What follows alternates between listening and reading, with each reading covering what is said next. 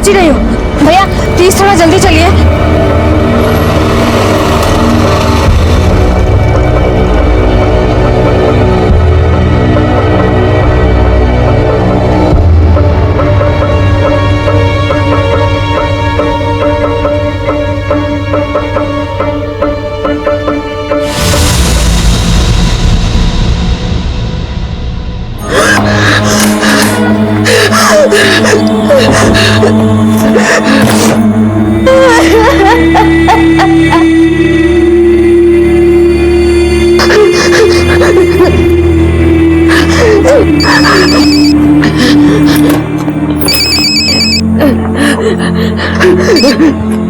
Hello, आप ठीक तो है ना?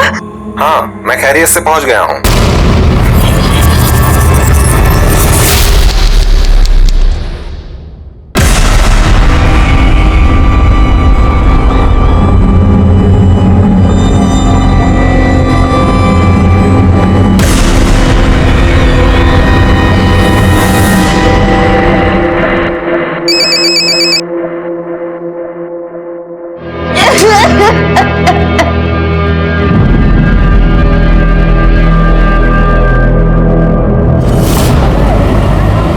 जी हाँ जी मैं आ गया, बस नीचे ही हूँ। हाँ सुनिए ना। हाँ बोलो। मैं भी चलती हूँ ना एयरपोर्ट। अरे हंस क्यों रहे हैं?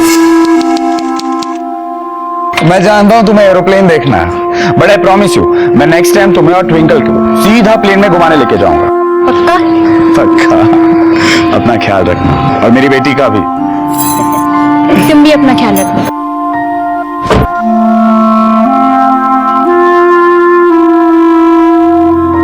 विंडो वाली सीट मिली कि नहीं? हाँ बाबा। कितना टाइम है प्लेन छूटने को? अब बस अभी प्लेन बोर्ड करने जा रहा हूँ। सुनो मेरा फोन ऑफ हो जाएगा, मैं वहां पहुंच के फोन करता हूँ। ठीक है? ठीक है, बाय बाय। ट्विंकल, वो देखो पापा का प्लेन। हाँ, बाय बाय कर दो। बाय। चलो अब जल्दी से इसे फिनिश करो। बेटा इसे पकड़ो, खाओ। हाँ हाँ।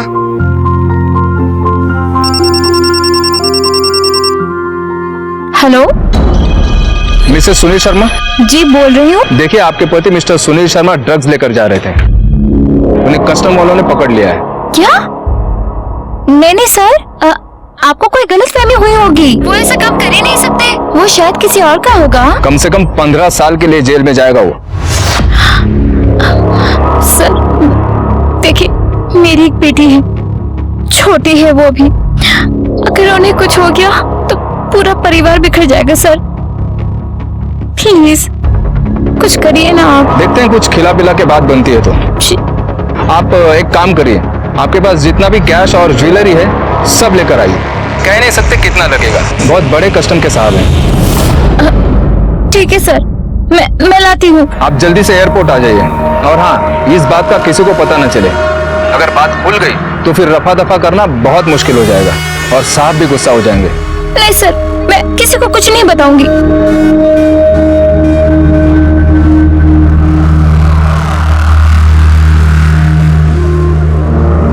Number you have called is currently switched off.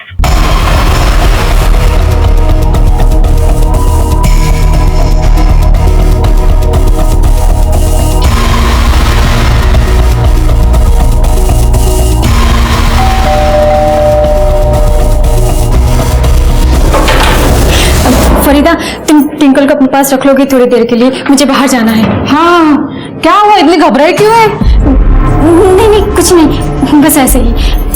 बेटा शैतानी मत करना। हाँ, आपकी मम्मा तुरंत आ जाएगी। ठीक है? बाय मम्मा। बाय।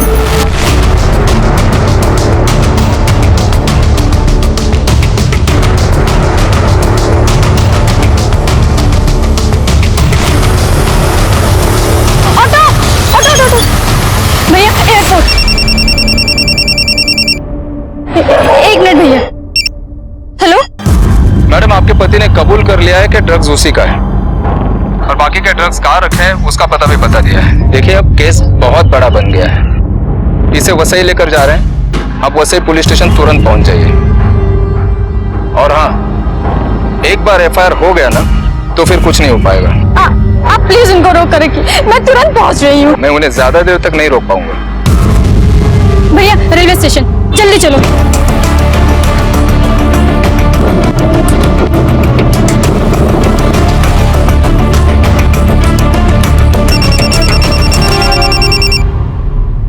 हेलो मैडम कहाँ पहुंचे आप? मैं बस ही पहुंच गई हूँ, मैं बस पहुंच रही हूँ पुलिस स्टेशन थोड़ी देर में। आप ऐसा करिए, वृंदावन कोऑपरेटिव सोसाइटी में आ जाइए, आगे मार्केट के पास ही है। वृंदावन? अब ये सब बातें पुलिस स्टेशन में तो नहीं हो सकती ना। जी मैं भी पहुंचती हूँ। भैया मार्केट के पास ले चलो। बस बस भैया ये होगा। अरे वो मैडम रुकिए रुकिए, कहाँ जा रही हैं आप? वॉचमैन। जय। सर ये ले लीजिए, अब मेरे पति को। ये आप उन्हीं को दीजिए, मैं सिर्फ इतनी मदद कर सकता था आपकी, बाकी बात आपको उनसे ही करनी पड़ेगी। साहब ऊपर 302 में है। सुनिए बोलिए। साहब बड़े गुस्से वाले हैं, ध्यान में रखना। आप मना तो लेंगी ना उन्हें?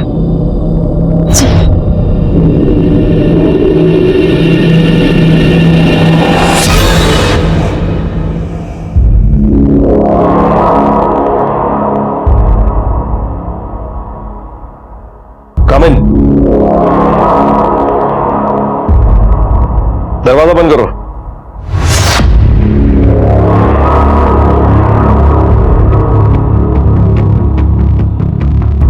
सर मैं रीमा शर्मा, मिस्टर सुनील शर्मा की बीवी। सर मेरे पति ने कुछ नहीं किया। ये क्या लगा क्या रखा है तुम लोगों ने? समाज को दिखाने के लिए फैमिली बना ली और ड्रग्स का धंधा करके दूसरों की फैमिली को बर्बाद कर रहे हो। जवान बच्चों की रगों में जहर भर रहे हो तुम लोग। नहीं सर। चल घुटनों के बल बैठ। जी। घुटनों के बल बैठ। जूते साफ करो। जी। जूते। जीप से चलो चलो चलो।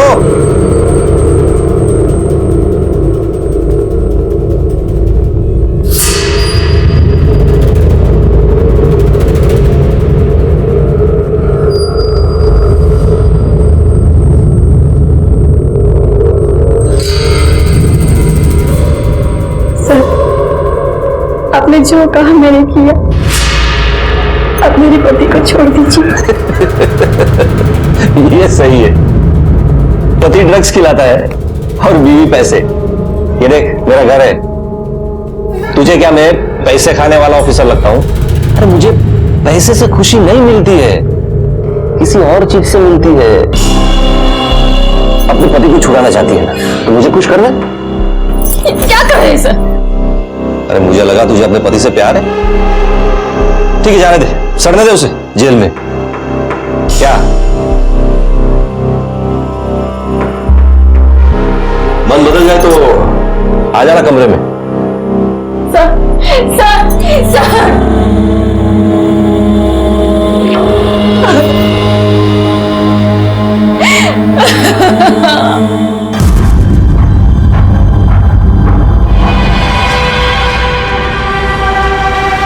एक घंटे में आ जाएगा तेरा पति घर पे। अच्छी बीवी है तू। अरे इधर तक लेकर आइए तो रहने दे। और ये भी सोने की है क्या? और ये मंगलसूत्र और बाली, अच्छा वो भी निकाल दे। अरे वो भी निकाल दे।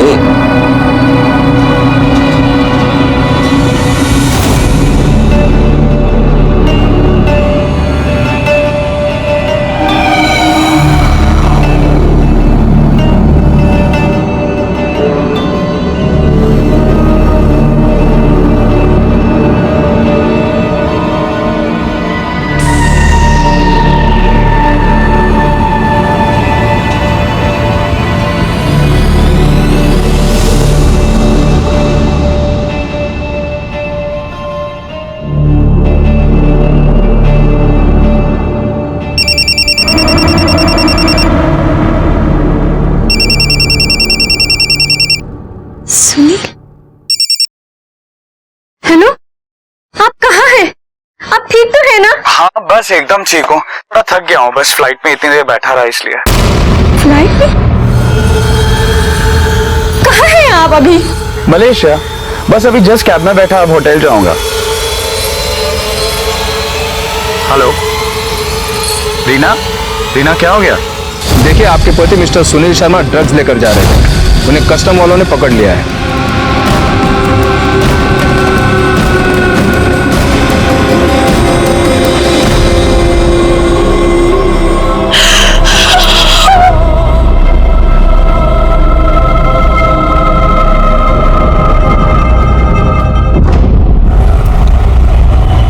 सर, हमें कंप्लेन लिखवानी है। क्या हुआ? सर, वो हमारा रेप हुआ है। किसने की? सर, पुलिस वाले ने और कस्टम वाले ने।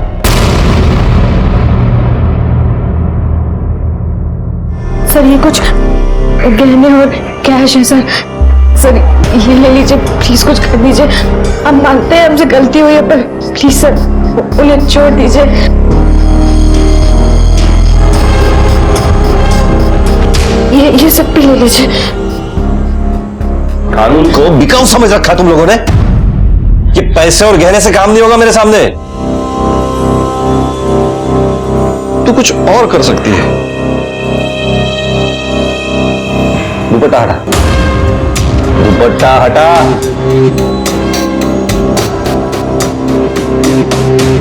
अरे हटा दुपट्टा।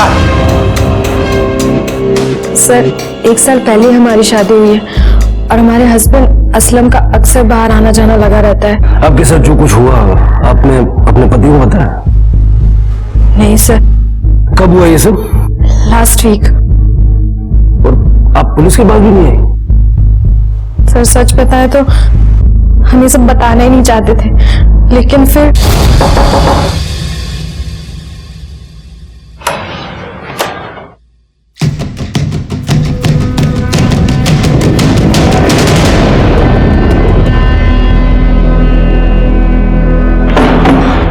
आपने हमसे झूठ बोला।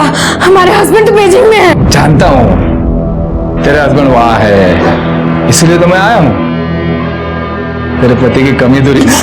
देखिए, आप जाइए यहाँ से, वरना क्या? वरना मैं पुलिस को फोन करूंगी।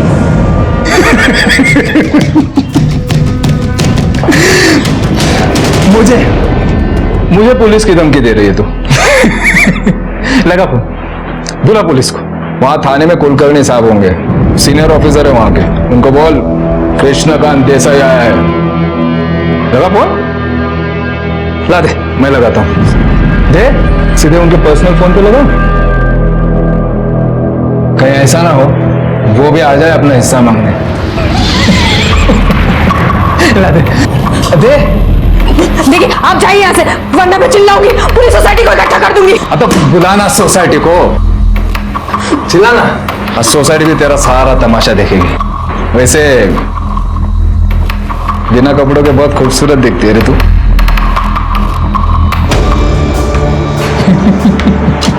देखिए, आपने जो काम नहीं किया, प्लीज हमने। तो कब? मैं क्या हर जगह मुंह मारते घूमता हूं क्या? तुझे भी छोड़ देता रहे तो क्या करूं? मेरा दिल आ गया ना तेरे पे। 2 बार आ चुका है। वो हमें ब्लैकमेल कर रहा है। उसके पास हमारी वैसी फोटोज हैं। देखिए, अगर हमारे डिपार्टमेंट के किसी आदमी ने आपके साथ ऐसी हरकत की है तो हम शर्मिंदा हैं, लेकिन आप भरोसा रखिए, हम उसे गिरफ्तार करके रहेंगे। उन दोनों के नाम बताइए आप। सर, वो कस्टम वाले का नाम SN देशमुख और पुलिस वाले का नाम है कृष्णकांत देसाई। आपको उस ऑफिसर का डेजिग्नेशन याद है? आई मीन, जैसे उसके कंधे में कितने स्टार्स थे? सर, 2 स्टार थे। नंबर है आपके पास? जी। शालिनी, यस, पुलिस वाले का नंबर।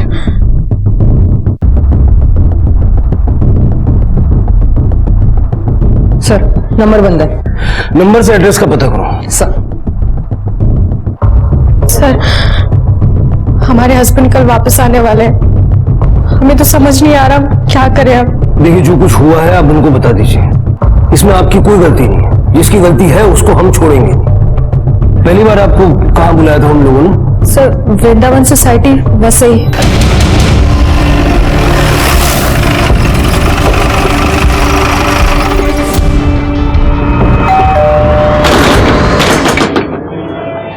सर दरवाजा तो लॉक है। साहब अभी 10 ही दिन हुए होंगे उनको यहाँ आए हुए, और हम तो इनको देखे थे, ये रोती हुई जा रही थी, तभी हमको लगा साहब कि कुछ कांड तो हुआ है। घर का मकान मालिक कहाँ है? साहब मकान मालिक तो बाहर देश में रहते हैं, संतोष भाई इस रूम को किराए पे देते हैं। संतोष भाई कौन है? एजेंट है साहब। कहाँ मिलेगा? सर अभी 10-12 दिन पहले ही उस कस्टम ऑफिसर ने 1 महीने के लिए घर भाड़े पे लिया था। पेपर्स कहाँ उसके? सर पेपर तो नहीं है, हमने उससे पेपर मांगे थे लेकिन उसने कहा कि बाद में दे दूंगा। एक्चुअली उसके तो एक पुलिस ऑफिसर भी था, तो हमने पेपर मांगने जरूरी भी नहीं समझा। कानून तुम्हारे सहूलियत के लिए नहीं बना है कि तुम जो जरूरी नहीं समझो वो काम मत करो। हट, आगे से ध्यान रखना। जी सर। पुलिस ऑफिसर और कस्टम ऑफिसर के पास कोई गाड़ी वाड़ी है क्या? बाइक है साहब। नंबर क्या है? नंबर तो ध्यान नहीं है। पटेल, ये सीसीटीवी और सोया की बिल्डिंग का सीसीटीवी दोनों फुटेज निकालो, जरा देखो ये दोनों कौन है। Okay sir. चलो बोलो 10 into 10 कितना होता है?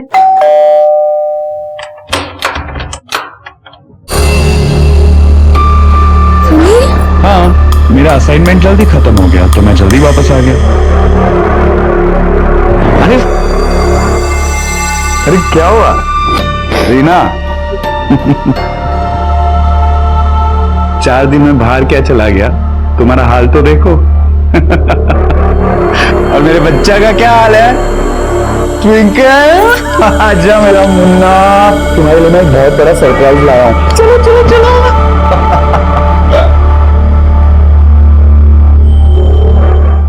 देखिए, आपके पति मिस्टर सुनील शर्मा ड्रग्स लेकर जा रहे थे, उन्हें कस्टम वालों ने पकड़ लिया है। सर इन जैसे पुलिस ऑफिसर की वजह से पुलिस की छवि पब्लिक के नजर में खराब हो रही है। हम लोग इतनी मेहनत करते हैं, लोगों की सुरक्षा के लिए रात दिन खड़े रहते हैं, और ऐसे ऑफिसर्स की वजह से लोग पुलिस से डरते हैं, हमारे पास आने से कतराते हैं। इन दोनों ऑफिसर्स को किसी भी हाल में पकड़ना ही होगा। सर उस पुलिस ऑफिसर का नंबर कृष्णकांत देसाई के नाम पर नहीं, किसी गौतम गुलाटी के नाम पर रजिस्टर्ड है। हो सकता है ये उसका जानने वाला हो, पता करो जरा। उस गौतम गुलाटी के जरिए हम उस पुलिस ऑफिसर तक पहुंच सकते हैं, और उस पुलिस ऑफिसर के जरिए कस्टम ऑफिसर तक।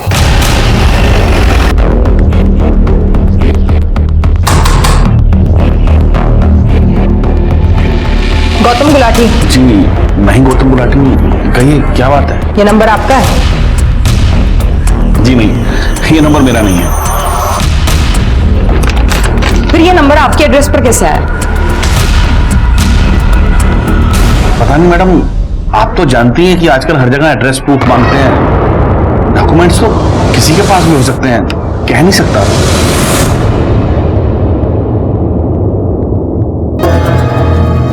पॉज करो, पॉज करो, थोड़ा जूम करो। चेहरा कहीं भी साफ नजर नहीं आ रहा। इसने थ्रू आउट सनग्लासेस और कैप पहने हुए हैं। ये कैमरे का प्लेसमेंट भी ऐसी जगह है जहां से बाइक का नंबर नजर नहीं आ रहा। सर कृष्णकांत ने गौतम गुलाटी के नाम पर वो नंबर लिया, लेकिन गौतम गुलाटी इसके बारे में कुछ नहीं जानता। लेकिन सर कृष्णकांत जैसे ऑफिसर ने गौतम गुलाटी के नाम पर यह नंबर क्यों लिया होगा? ताकि वो अपनी काली करतूतों को अंजाम दे सके। पता करो ये सिम कौन सी दुकान से खरीदा गया। Okay sir.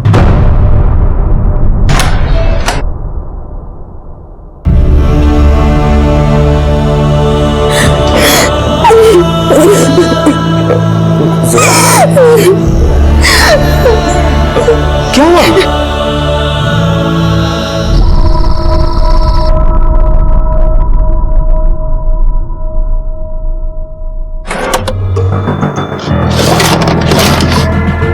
रीना, हाँ अब यहाँ पे ये ड्रॉ पे मैंने 20,000 रुपए रखे थे, तुमने कहीं और रख दिए क्या?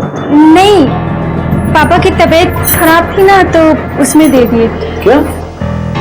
भाई ने कहा वो लौटा देंगे, आप चिंता मत करिए। रीना, पापा की तबीयत खराब है और तुमने मुझे बताया तक नहीं? मैं अभी कॉल करता हूँ उनको। अरे नहीं नहीं, अभी सो गए होंगे ना, और वैसे भी अब वो बिल्कुल ठीक है। आप भी सो जाइए आराम से। ठीक है बाबा, नहीं करता हूँ उनको डिस्टर्ब, ठीक है?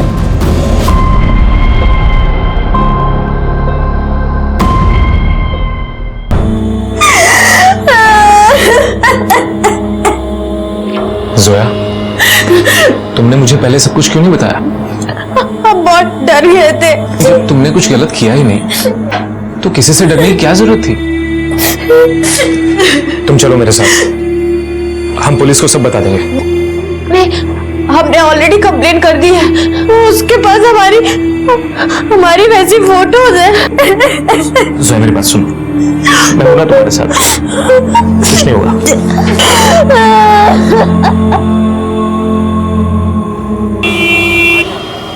हाँ हाँ, अपना ख्याल रखना हो। मुलं गेली आहेत शाळेला। और हाँ, लंदन पहुंचते कॉल करना, ठीक है?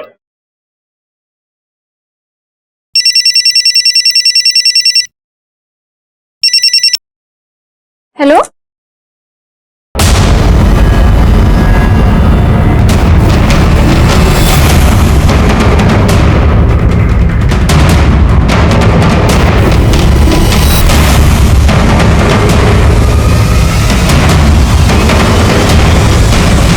आपण ज्या ग्राहकाला कॉल करीत आहात ते सध्या उपलब्ध नाही। साहेब माझ्या नवऱ्याने नाही केलं, मी खरं सांगते, वो ऐसा नहीं कर सकते सर।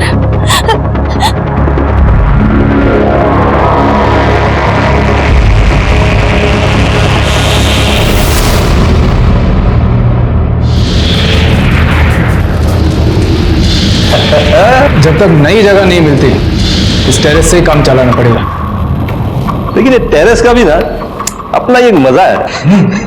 जा।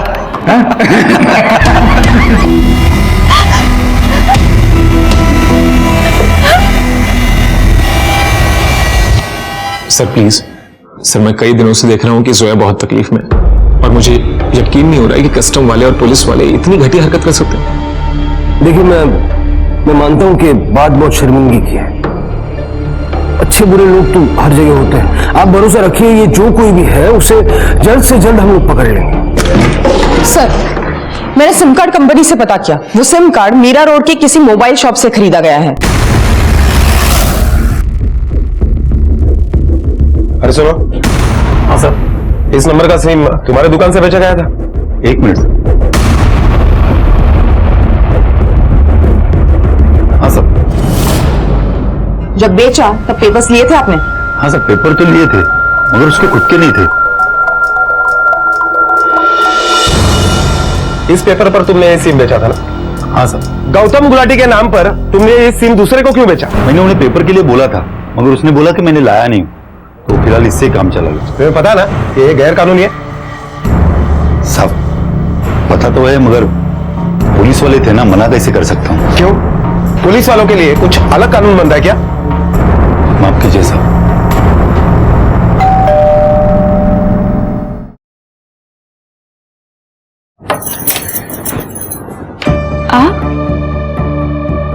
जल्दी आ गया। आप बैठी, मैं पानी लेके आती हूँ। तुम्हारे भाई से बात हुई मेरी, उसने तो कहा कि तुम्हारे पापा को कुछ नहीं हुआ है और ना ही उसने तुमसे कोई पैसे लिए हैं। झूठ क्यों बोला तुमने मुझसे? मेरी एक सहेली को चाहिए थे, उसे दिए मैंने।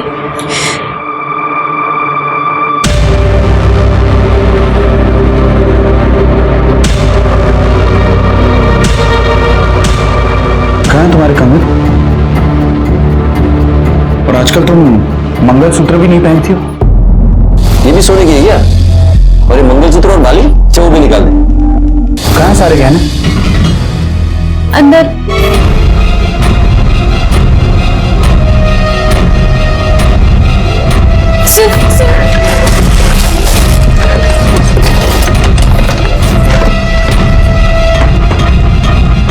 कहाँ सारे गहने? जवाब दो। मुझे माफ कर दीजिए, मुझे माफ कर दीजिए। उस पुलिस ऑफिसर ने सिम कार्ड किसी दूसरे के नाम से खरीदा। हाँ सर, और सीसीटीवी फुटेज में भी कुछ क्लियर नहीं दिखाई दे रहा है। पर ये लोग जो कोई भी थे, ये असलम के ट्रैवल प्लान से वाकिफ थे और शायद इनकी एयरपोर्ट ड्यूटी होगी। मैं नहीं चाहता था कि इस मामले का ज्यादा लोगों को पता चले, मीडिया में न्यूज वगैरह है, लेकिन अब कोई दूसरा रास्ता नजर नहीं आ रहा। एयरपोर्ट अथॉरिटी से हमें बात करनी होगी, पता करो वो ऑफिसर कौन है। Okay sir.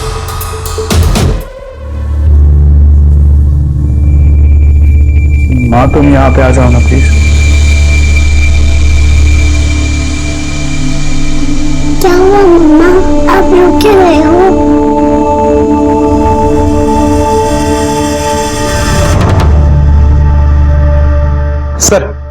पता चला है कि उस दिन एयरपोर्ट पर किसी कृष्णकांत देसाई नाम के पुलिस ऑफिसर की ड्यूटी तो नहीं थी।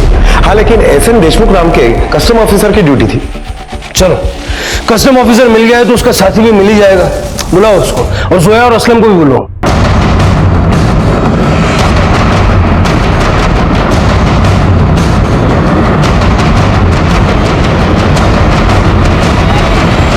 Sir, S N Deshmukh.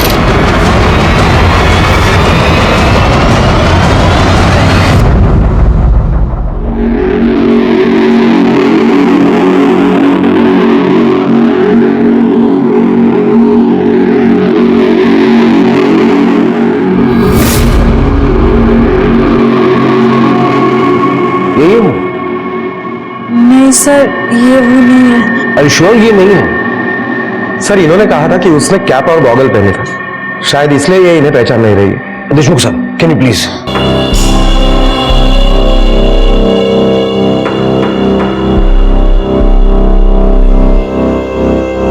अब कोशिश करो।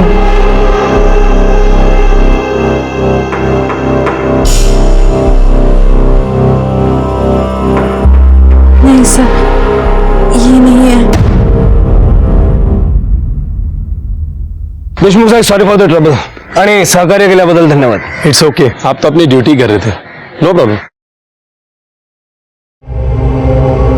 जोया जी, ऐसे पता कर पाना तो बहुत मुश्किल है। अगर हम मान लें कि एयरपोर्ट ड्यूटी पर कोई कस्टम ऑफिसर था जिसे असलम के ट्रैवल प्लान के बारे में पता था, तो तब भी हम सबको तो यहाँ ला करके खड़ा नहीं कर सकते। It's not possible. आपको उन दोनों की स्केच बनवाने होंगे। सर, हम श्योर तो नहीं है, पर हम अपनी पूरी कोशिश करेंगे। अरे मुंह में दही जमा के बैठी हो क्या? बताती क्यों नहीं? कहाँ गए पैसे और गहने? किस यार पे लुटा के आई है तू? किसी यार ने लालच दिया होगा कि साथ में ले जाएगा, और इसीलिए तेरे जाने के बाद सारे पैसे और गहने लेकर निकल गई घर से। अब लेकर भाग गया होगा वो सब पैसे और गहने, तो आ गई टका सब लेके। अभी इसके बाप को फोन लगाती हूँ।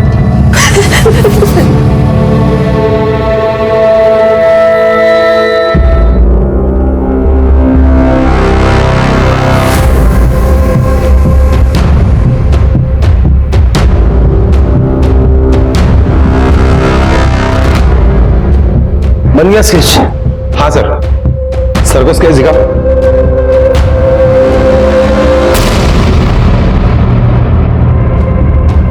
ऐसे दिखते थे दोनों?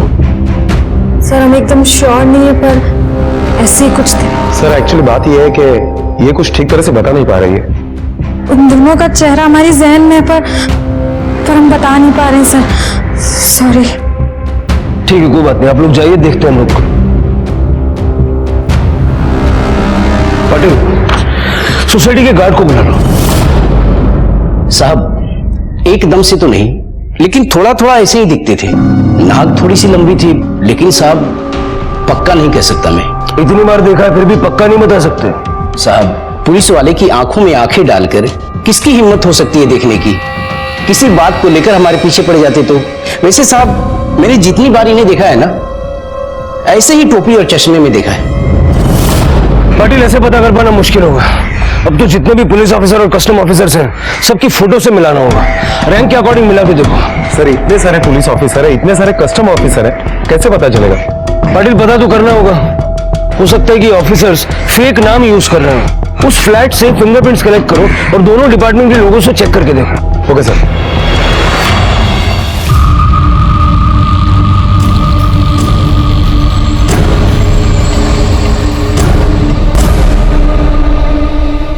देख लेना, मैं जानता हूं कि तू गलत नहीं कर सकती। बताना बात क्या है? क्या किया तूने उन पैसों का?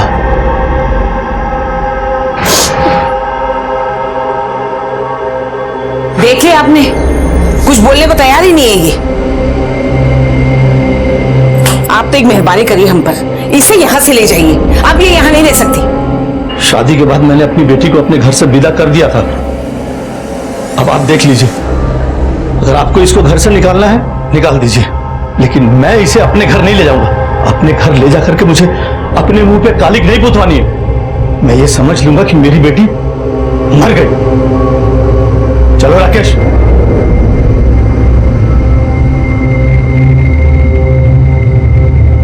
तू कहाँ चली? हाँ, कोई जरूरत नहीं जाने की। चल चल अंदर।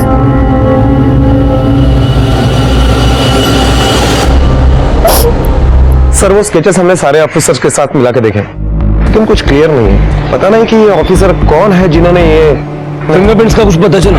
सर अभी बहुत स्कैनिंग बाकी है, थोड़ा टाइम लगेगा।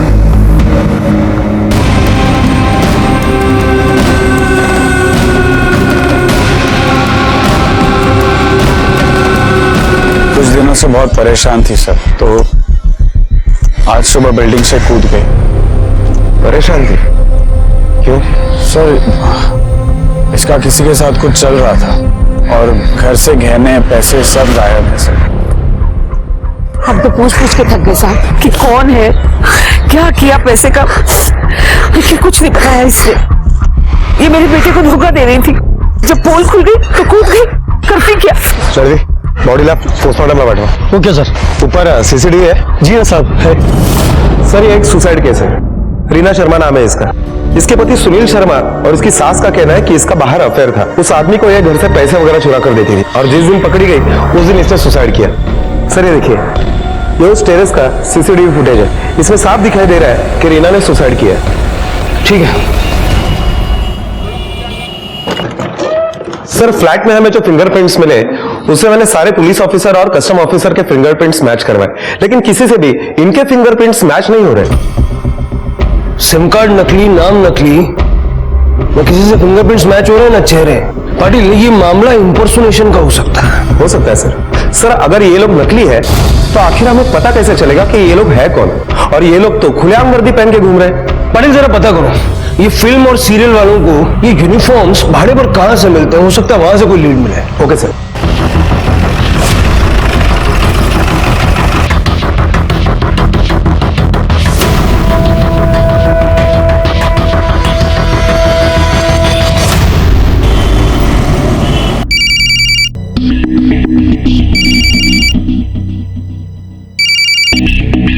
Hello,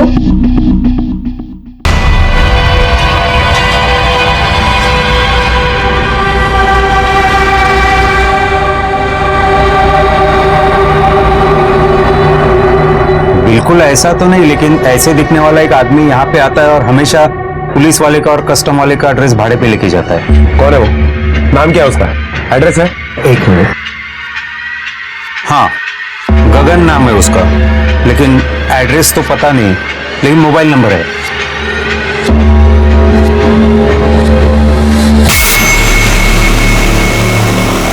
The customer you are calling is unavailable. Sir आपका अंदाजा बिल्कुल सही निकला, वो एक नकली पुलिस वाला ही है। गगन नाम है उसका। फेम ड्रेस वाले से हमेशा पुलिस ऑफिसर और कस्टम ऑफिसर का यूनिफॉर्म भाड़े से लेता है। सर उसका नंबर भी मिला है हमें, फिलहाल तो स्विच ऑफ है, लेकिन उसके नंबर से हमने उसका एड्रेस निकलवाया है। उसका नंबर सर्विस पे डालो, पता करो जैसे ही ऑन होता है। चलो उसके घर चलते हैं। इतनी तहकीकात के बाद अब पुलिस को शक हो चला था कि ये दोनों अफसर नकली हैं और पुलिस ने दोनों को ढूंढने के लिए कोई कसर नहीं छोड़ी थी। तोड़ दो।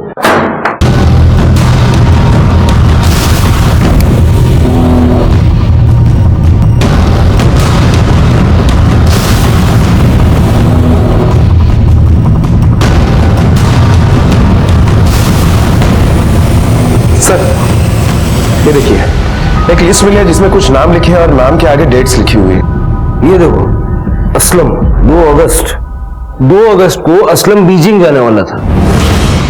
ये सारी बैक डेट्स है।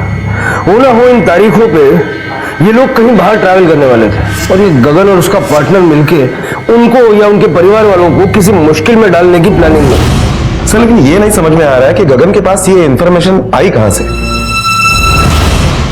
मुझे बस इतना पता है कि टेम्पल रोड पे जो मार्केट है वहाँ पे एक शरद रियल एस्टेट एजेंसी है, वही काम करता है। देखा है मैंने उसे 1-2 बार वहाँ पे।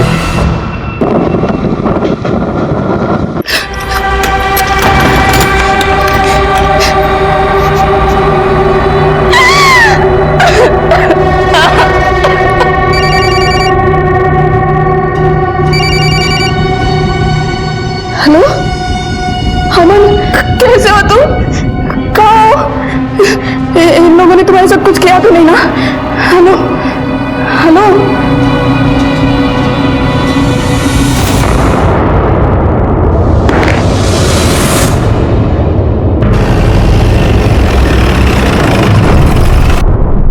गगन यही काम करता है? पियून है वो यहाँ, लेकिन अभी नहीं है। बात क्या है सर? इन लोगों को जानते हो?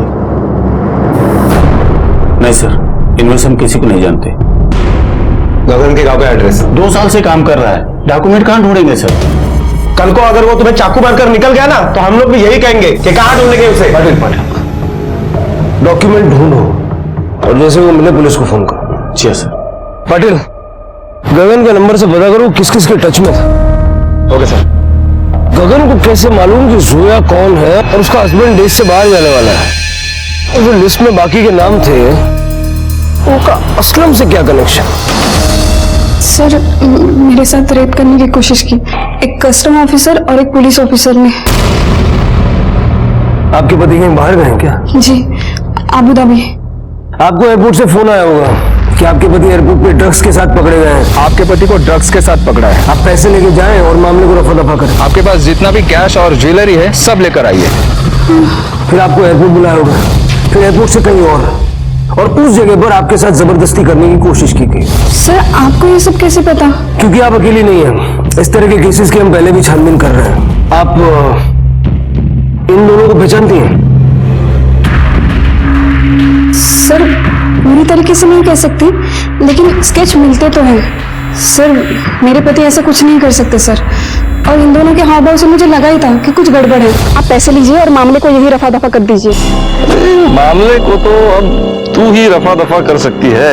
सर, पति चाहिए ना? सर क्या कर रहे हैं? सर, क्यों कुछ लोग वहाँ पे आ गए और मैं भाग गई। आप काफी बहादुर हैं, ये वहां से बच के निकल के आ गई। ये दोनों ऑफिसर्स नकली हैं और भोली वाली औरतों को फंसाने का काम कर रहे हैं।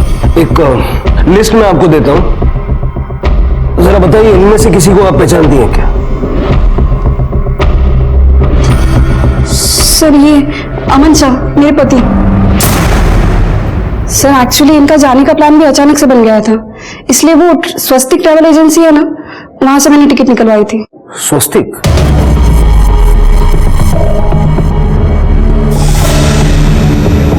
जोया जी, आपके पति की टिकट कौन सी एजेंसी से करवाई थी? स्वस्तिक ट्रैवल एजेंसी।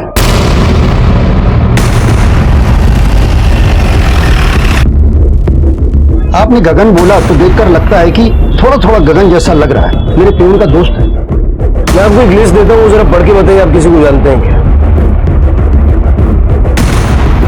हाँ, इन सबकी टिकट तो मैंने ही बनाई है। पियून का? जी सर, मैं गगन को जानता हूँ, वो मेरे गांव का ही है, अक्सर यहाँ आता है। यहाँ आके गगन तुम्हारे पेपर से छेड़छाड़ कर रहा था, तुम क्या बैठ के देख रहे थे? साहब, मेरे सामने तो उसने कभी कुछ नहीं किया। हाँ, अगर मुझे आसपास कहीं जाना होता है और सर ऑफिस पे नहीं होते तो उसके भरोसे पे छोड़ के चला जाता हूँ साहब। लिस्ट में जितने लोगों के नाम है मुझे सबके एड्रेसेस चाहिए। गगन के गांव का एड्रेस लिखो। चलो। जी साहब।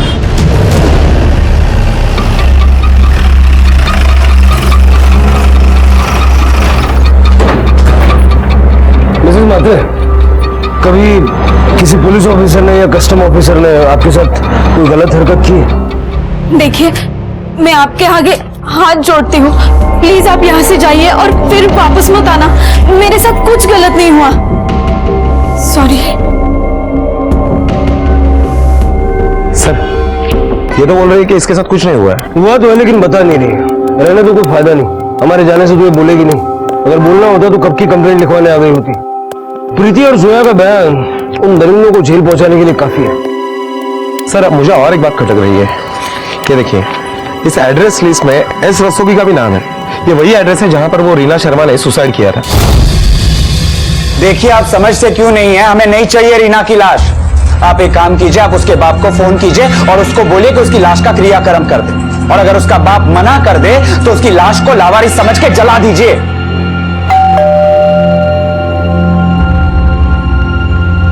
हम रीना के बारे में बात करना चाहते हैं। जो इंसान है ही नहीं उसके बारे में बात करके क्या फायदा? उसने वो सारे पैसे उसके यार पे उड़ाए थे। वो कौन है वो हमें बता दीजिए, हमारे लिए इतना ही काफी है। उसने वो पैसे अपने किसी यार वार पे नहीं, आपको बचाने के लिए खर्च किए थे। क्या? जिस दिन आप मलेशिया गए।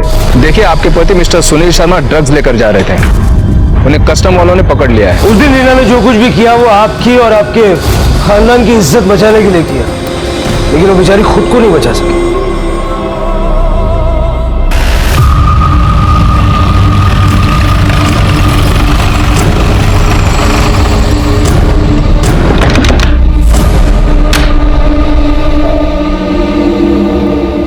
जी गगन का?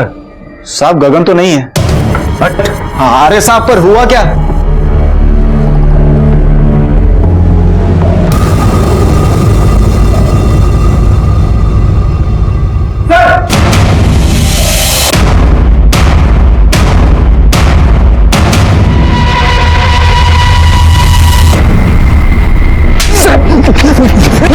अरे जल्दी बता, बहुत गुस्से वाला ऑफिसर है ये, बहुत मारेगा। अरे क्या बताऊं साहब, मेरे को कुछ नहीं मालूम है।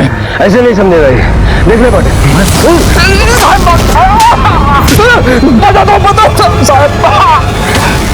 साहब उसका नाम विमल शिंदे है, पोस्ट ऑफिस में काम करता है। वहाँ वो कस्टम का सामान आता है ना सर, उसी से उसको आइडिया है। मुझे बोला तो मैंने भी पैसे और औरत के लालच में हाँ बोल दिया था सर। कहाँ मिलेगा ये? नासिक में।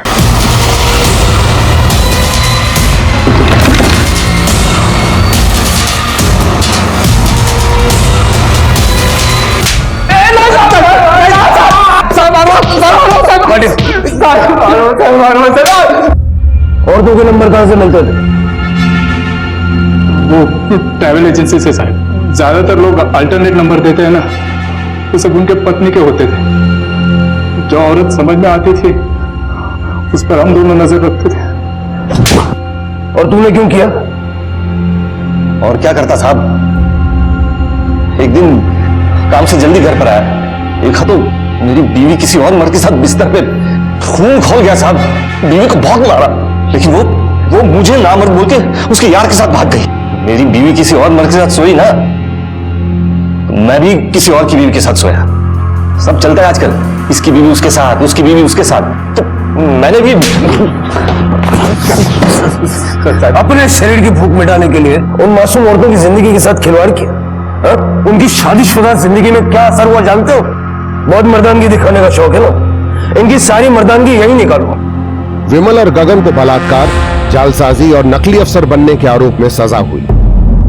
मुसीबत पड़ने पर होशो हवास खो देना आम है, और इसी का फायदा गगन और विमल जैसे अपराधी उठाते हैं। और अगर आपके साथ या आपके हाथ से कुछ गलत हुआ भी है तो सीधा पुलिस के पास जाएं। ये याद रखना जरूरी है कि पुलिस और न्याय व्यवस्था हमारी सहूलियत और रक्षा के लिए बने हैं। देखते हैं हमारे आज के एपिसोड की दूसरी कहानी।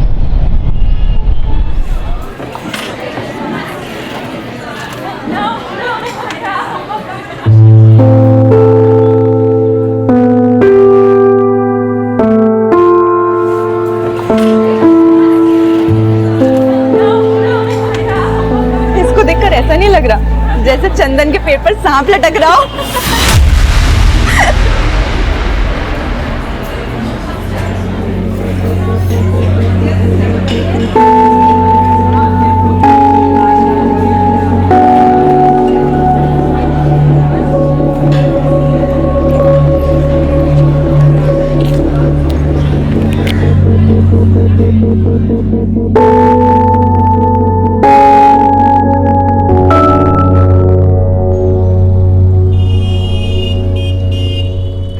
फॉक्सो कट कर दो अंकल। फॉक्सो क्या? कौन सा कट? फॉक्सो कट। देखो बेटा, तुम्हारी मम्मी बोल के गई है कि एकदम छोटा छोटा बाल करना है।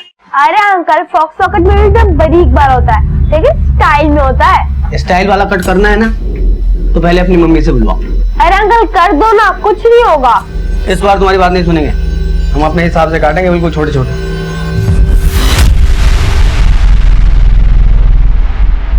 इसको देखकर ऐसा नहीं लग रहा जैसे चंदन के पेट पर सांप लटक रहा हो।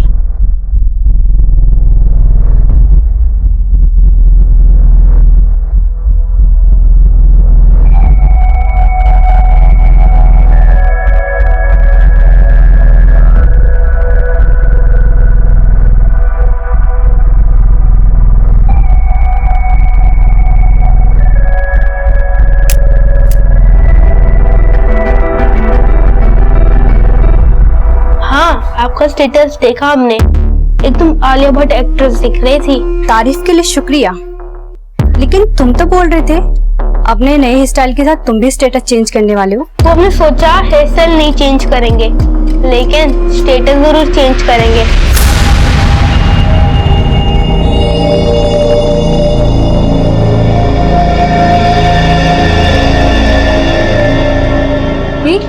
ये देख, चंदन के पेड़ से सांप फिसल कर गिर गया। आरती की चोटी गायब। ये तो मिरेकल हो गया। लेकिन ये मिरेकल हुआ कैसे? और वैसे है कहाँ आरती? आज कॉलेज नहीं आई?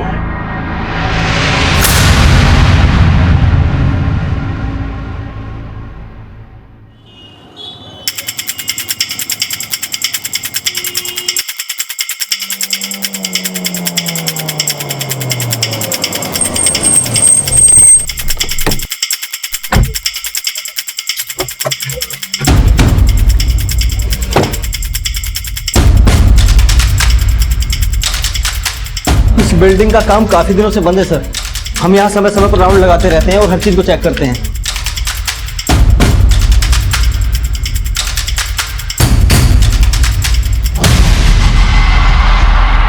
लड़की जिंदा, एम्बुलेंस बुलाओ।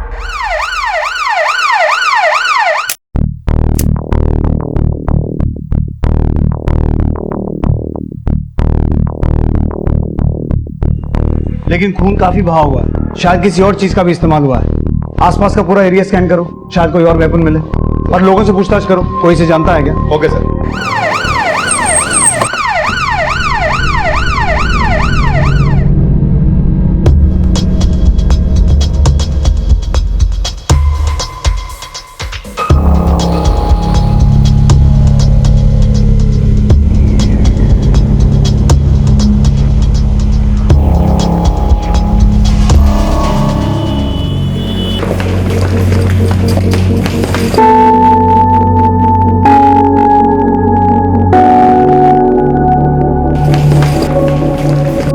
हम आपसे कुछ भी नहीं छुपा रहे हैं सर। सच में इस लड़की को यहाँ पर कोई नहीं जानता और ना ही हमने इस लड़की को यहाँ पर लाते हुए किसी को देखा है सर। ठीक है त्यागी, इन सब का नाम, एड्रेस, फोन नंबर नोट करो। सर उस पत्थर के अलावा यहाँ ऐसा कुछ भी नहीं मिला जो सस्पिशियस हो, और उस लड़की के पास भी ऐसा कुछ नहीं मिला जिससे उसकी आइडेंटिफिकेशन हो सके। यहाँ पूरी बिल्डिंग में सीसीटीवी कहीं नहीं है। सर ये पूरा इंडस्ट्रियल एरिया है, यहाँ पर गार्ड के अलावा आसपास में सिर्फ लेबर क्लास के लोग रहते हैं। मैंने कई लोगों से पूछताछ की लेकिन उनमें से कोई भी इस लड़की के बारे में नहीं जानता। लेकिन ये लड़की देखने में लेबर क्लास की नहीं लग रही है। सर हो सकता है ये लड़की इस एरिया की हो ही ना, और ये एरिया काफी सुनसान भी है सर। अंधेरा होने के बाद ज्यादा लोग आते जाते भी नहीं है यहाँ पर। हो सकता है इसी बात का फायदा उठाकर कोई पर्पसली से यहाँ लेके आया हो। इस लड़की के कपड़े काफी फटे हुए थे, मुझे लगता है इसके साथ रेप किया गया होगा और फिर इसे जान से मारने की कोशिश की गई होगी। किलर को लगा होगा कि लड़की मर चुकी है, लेकिन लड़की जिंदा थी। And now I really hope कि डॉक्टर्स इसकी जान बचाने में कामयाब हो जाएं। आरती अब भी जिंदगी और मौत से लड़ रही थी, पर पुलिस उसके नाम और पहचान से अनजान थी और काफी कोशिशों के बावजूद पुलिस आरती से जुड़ी कोई जानकारी नहीं जुटा पाई थी। वहीं उसका इलाज कर रहे डॉक्टर्स ने उसे बचा तो लिया था, लेकिन उसे इतनी बेरहमी से मारने की कोशिश की गई थी कि आरती कोमा में जा चुकी थी।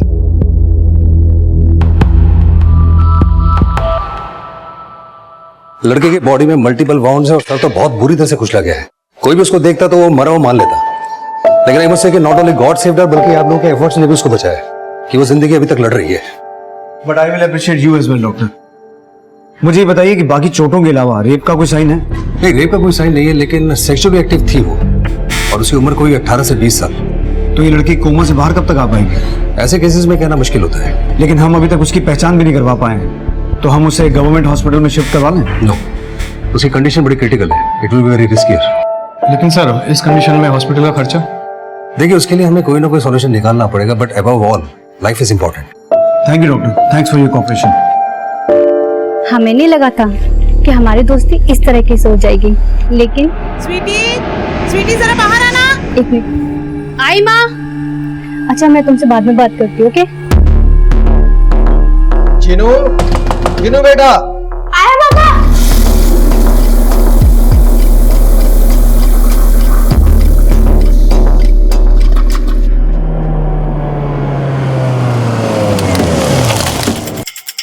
सर हमने उस कंस्ट्रक्शन साइट के आसपास के एरियाज में भी पूछताछ की, लेकिन वहां पर भी उस लड़की के बारे में कोई कुछ नहीं जानता। लेकिन सर हमने उस लड़की का फोटो दिल्ली के सभी पुलिस स्टेशंस में सर्कुलेट करवा दिया है। अगर उस लड़की की मिसिंग कंप्लेंट दर्ज हुई होगी तो उसकी पहचान पता चल सकती है। लेकिन पता हमें उस आदमी का भी लगाना है जिसने उस लड़की को उस हालत में पहुंचाया। डॉक्टर्स का कहना है कि उसके साथ रेप नहीं हुआ, लेकिन हो सकता है कि उसके साथ रेप करने की कोशिश की गई और जब उसने रेजिस्ट किया तो उसका मर्डर करने की कोशिश की गई। उस एरिया के सभी हिस्ट्री शीटर्स और उठाई गिरों को राउंड अप करो। और उस लड़की की करंट फोटो सोशल मीडिया और अखबारों में सर्कुलेट करवाओ। Okay sir.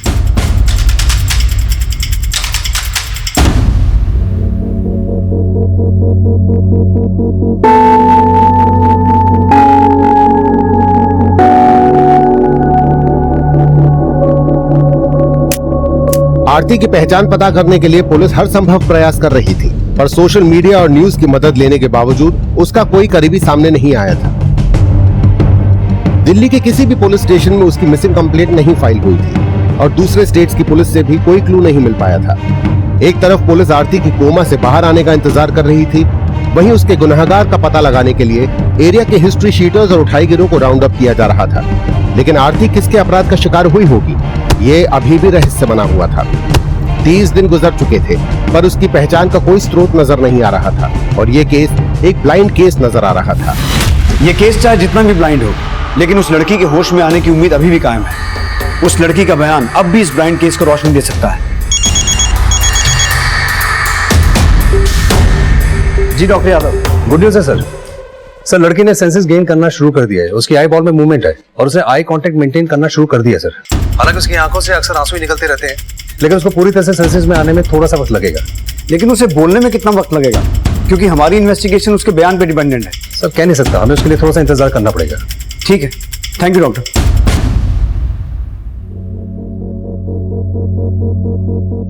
आरती की खामोशी में दर्द का अंबार था और अपनी पीड़ा को वो शब्द भी नहीं दे पाती थी। लेकिन डॉक्टर्स की एक लंबी कोशिश के बाद पुलिस अब उसका बयान लेने की कोशिश कर रही थी। पर क्या उसका कहा, उसकी पहचान और उसके अपराधी तक पहुंचने में उसका बयान मदद कर पाएगा?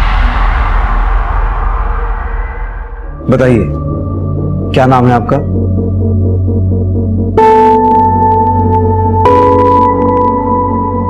ये सिर्फ अपना नाम नहीं सब कुछ बताएंगे, लेकिन मुझे लगता है ये शायद किसी को मिस कर रही है। हो सकता है आप जिसे मिस कर रही हैं वो भी आपको मिस कर रहा हो। आप पापा मम्मी को याद कर रही हैं? बताइए। छोटू। कौन है छोटू? आपका भाई है? बेटवा है। छोटू आपका बेटा है? क्या उम्र होगी छोटू की? मेरे से इनको ठीक से याद नहीं है, हमें थोड़ी मदद करनी चाहिए। ठीक है, एक काम करते हैं, हम सब गेस करते हैं, आप बताना हमें से कौन सही है। डॉक्टर यादव, मुझे लगता है छोटू 1 साल का होगा, आपको क्या लगता है? मेरे ख्याल से 1.5 साल का भी हो सकता है। नहीं सर, छोटू 2 साल का भी हो सकता है या फिर 2.5 साल का। 10 साल। 10 साल? और छोटू आपका बेटा है?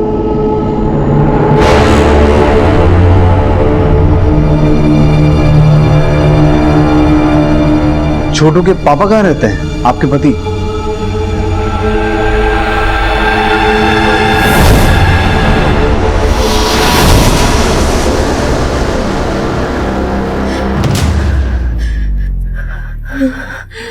छोटू के पापा का क्या नाम है?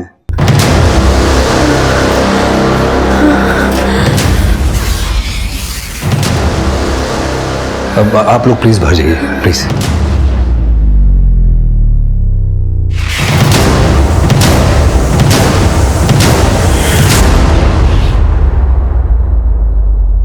सर, इस लड़की की उम्र 18 या 20 साल से ज्यादा नहीं होगी और ये बोल रही है कि इसका एक 10 साल का बेटा है।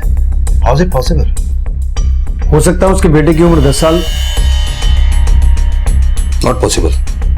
10 साल का बच्चा नहीं, उसका कोई बच्चा हो ही नहीं सकता है। हमने मेडिकल एग्जामिनेशन किया उसका, बच्चा डिलीवर करने की बात बहुत दूर है, उसने आज तक कभी कंसीव ही नहीं की। तो फिर ये छोटू होगा कौन जिसे ये अपना 10 साल का बेटा बोल रही है? वो ट्रॉमा में है, वो वही बोल रही है जो उसके सबकॉन्शियस माइंड में चल रहा है। उसे अपना बोला सच लग रहा होगा, लेकिन फैक्ट यही है कि वो किसी भी बच्चे की मां नहीं है मेडिकली। लेकिन डॉक्टर, ऐसा भी तो हो सकता है कि वो जिस बच्चे की बात कर रही है ये उसकी सौतेली मां हो सकता है इसकी शादी किसी ऐसे आदमी से हुई हो जिसका पहले से ही 10 साल का बच्चा था और उसका नाम छोटू है। चीनू, चीनू, आए मम्मी। क्या रोज रोज का ड्रामा लगा रखा है ये तुमने? घंटों तक करते क्या रहते हो तुम बाथरूम में? अरे क्या हो गया, क्यों इतना चिल्ला रही हो तुम? आज चीनू फिर 1 घंटे से बाथरूम में घुस के बैठा हुआ है। हाँ तो तुमने मारा होगा उसे, इस डर से वो बाथरूम में घुस गया। हाँ, हम तो माँ है ही नहीं, हम तो जल्लाद है। अरे इतनी तरफदारी मत कीजिए उसकी, पानी सर के ऊपर से जा रहा है। चिनू, आप 1 घंटे से बाथरूम में थे, क्या कर रहे थे? हमारे पेट में दर्द था। फिर झूठ बोल रहा है ये। हम झूठ नहीं बोल रहे हैं। अरे बेटा, तो आपके पेट में दर्द था तो आपको मम्मी को बताना चाहिए था ना। बोला तो था, लेकिन ये फोन पे बात कर रहे थे। फिर उन्होंने गुस्से से कहा हमारा दिमाग मत खा, जाकर अपने पापा को बोल। दिख रहा है मुझे तुम कितनी अच्छी माँ हो। तो तुम कौन से अच्छे बाप हो? तुम्हारी वजह से तो बिगड़ रहा है ये। हमारी वजह से बिगड़ रहा है, हमारी वजह से बिगड़ रहा है, और अपने आप को माँ कहती हो तुम। किस्मत खराब है हम दोनों की, जो तुमको झेलना पड़ रहा है। चलो सुनो, आइंदा इस पर हाथ मत उठाना तुम। इसे इतना सर पे चढ़ा के अच्छा नहीं कर रहे हो तुम, पछताओगे एक दिन।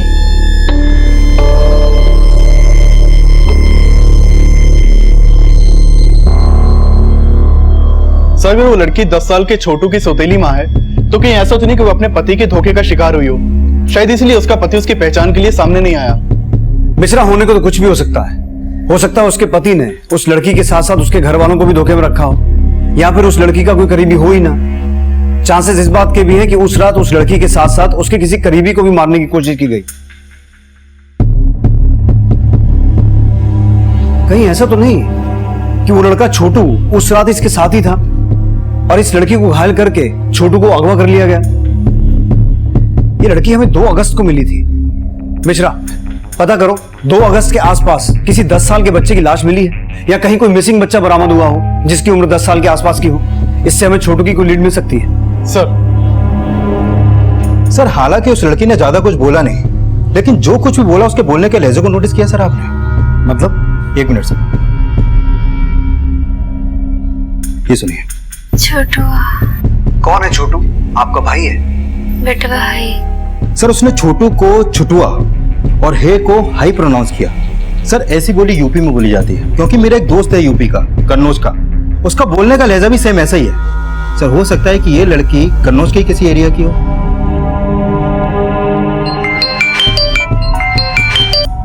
हेलो। हेलो कांचा दीदी, कैसे हो आप? Akanksha, sorry it's wrong number.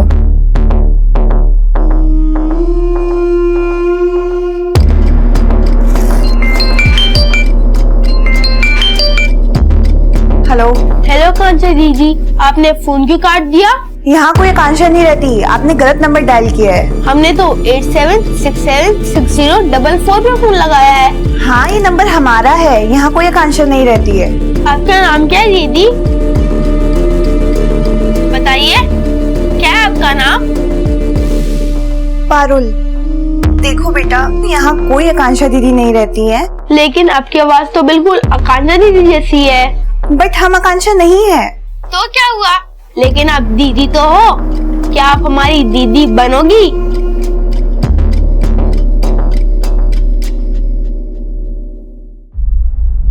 हम पक्का आपको आपके छोटू से मिलवाएंगे, लेकिन उसके लिए आपको याद करना पड़ेगा कि आप छोटू के साथ कहाँ रहती थी।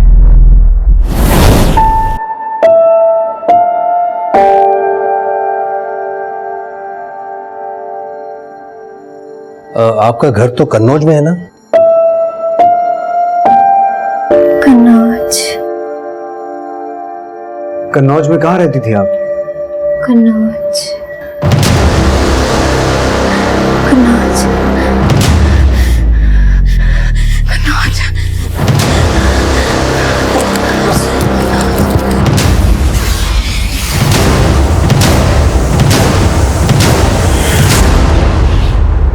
आरती की पहचान पता करने के लिए पुलिस बारीक से बारीक सूचना को एक बड़े स्तर पर इन्वेस्टिगेट कर रही थी, लेकिन आरती वाकई किसी 10 वर्षीय छोटू की सौतेली मां होगी, इस रहस्य का कोई भी सिरा जुड़ता नजर नहीं आ रहा था। लेकिन ऐसा अनुमान लगाया जा रहा था कि उसका कन्नौज से कोई ना कोई कनेक्शन जरूर होगा। सर, कन्नौज टेरिटरी में 3 तहसील हैं, छिबरामऊ, तिवागंज और मैन कन्नौज, और इन तीनों तहसील में कुल मिलाकर 257 गांव और कस्बे हैं और 9 थाना क्षेत्र हैं। सर, मैंने सभी थानों में उस लड़की का फोटो सर्कुलेट करवा दिया था, लेकिन वहां पर उस लड़की से जुड़ी कोई भी मिसिंग कंप्लेंट दर्ज नहीं हुई है। लेकिन सर, इस बात के भी पूरे चांसेस है कि शायद किसी ने जानबूझ के उस लड़की की मिसिंग कंप्लेंट फाइल नहीं करवाई हो। एक कोशिश और करके देखते हैं। उस लड़की के सामने इन 257 गांव और कस्बों का नाम लेकर एक बार फिर से पूछताछ करते हैं। हो सकता है उसे अपने गांव का नाम याद आ जाए। Right sir. आप यही सोच रही है ना कि आप घर कब जाएंगी, घर वालों से कब मिलेंगी, है ना? देखिए, आपके इंतजार का समय अब खत्म हो गया। हम एक ऐसी जादू की झड़ी घुमाएंगे कि आपको सब याद आ जाएगा। लेकिन आपको हमारी मदद करनी पड़ेगी, आपको याद करने की कोशिश करनी पड़ेगी। अकबरपुर में तुम्हारा घर है? मुस्तफा बाबा असे है, 12 मुंह बंगेर, बारका गांव। पुलिस की ये कोशिश अंधेरे में तीर चलाने से कम नहीं थी, पर क्या ये कोशिश वाकई रंग लाने वाली थी? किशनगंज, गुरसाईगंज। गुरसाईगंज तुम्हारा गांव है, वही तुम्हारा घर है? गुरसाईगंज। सर, गुरुसाईगंज को वहां के लोकल लोग गुरुसाईगंज प्रोनाउंस करते हैं। अगर उसने इस नाम को रिकॉग्नाइज किया है तो हो सकता है वो लड़की गुरुसाईगंज गांव की हो। नहीं सर, वो गांव नहीं है। गुरुसाईगंज कन्नौज का एक बड़ा कस्बा है जो गुरुसाईगंज थाना क्षेत्र में आता है। अरविंद, गुरुसाईगंज चलने की तैयारी करो। Okay sir.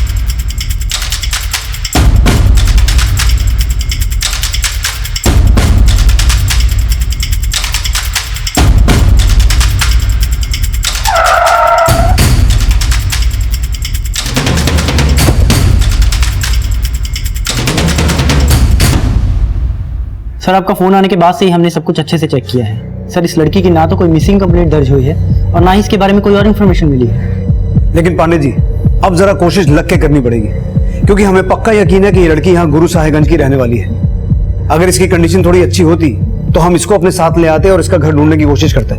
पर सर, आपको हमसे जो भी हेल्प चाहिए हम आपकी हेल्प करेंगे। पांडे जी, यहाँ तो इस लड़की के माँ बाप यहाँ के रहने वाले हैं, या हो सकता है इसका पति यहाँ का है। सर, ये शादीशुदा है? जी, और इसने एक बच्चे का नाम भी लिया है, छोटू। शायद ये उसकी सौतेली माँ है, क्योंकि छोटू की उम्र इसने 10 साल की बताई है। अब जाहिर सी बात है, इसके पति की उम्र इससे 15-20 साल ज्यादा तो होगी। और अगर इसके माँ बाप यहाँ के हैं तो इसने यहाँ के किसी स्कूल कॉलेज में पढ़ाई तो की होगी। ठीक है सर, हम दोनों ही पॉसिबिलिटीज पर काम करेंगे। शायद आप लोगों की तलाश यहाँ गुरुसाईगंज में खत्म हो जाए।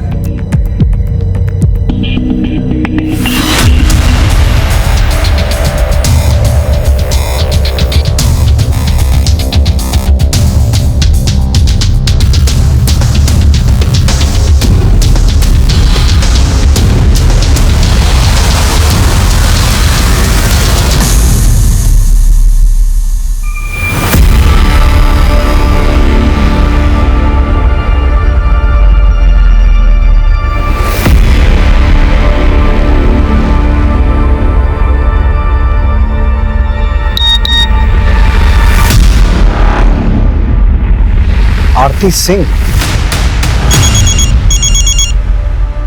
Good job Pandey ji. तो आखिर आपने पता लगा ही लिया कि उस लड़की का नाम आरती सिंह है। आरती? आरती नाम है आपका?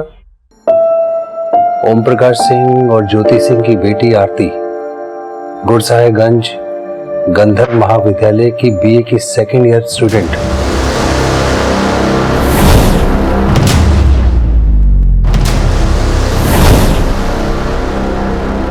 याद आ रहा है?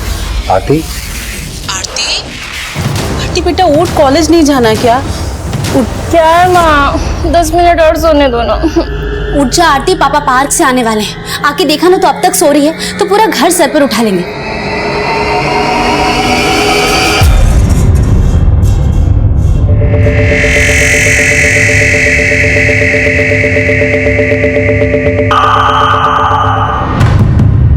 ज्योति, तुम्हारी पूजा अभी तक खत्म नहीं हुई? चलो चाय बना के लाओ।